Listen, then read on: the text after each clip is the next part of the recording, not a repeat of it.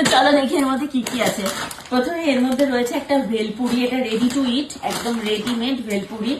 তারপর পেয়ে গেছি এখানে হচ্ছে একটা চিড়ে ভাজা, বেশ বড় প্যাকেট চিড়ে ভাজার প্যাকেট।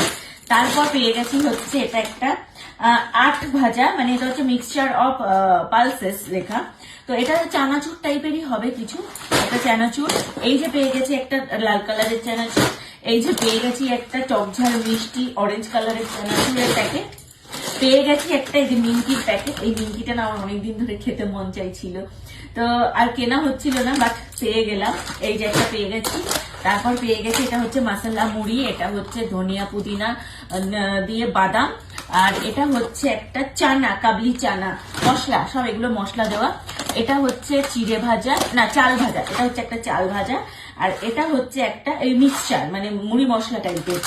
তো এই হচ্ছে মুখরোচকের এই বাবা ভর্তি, দেখো পুরো ভর্তি ওপর অব্দি।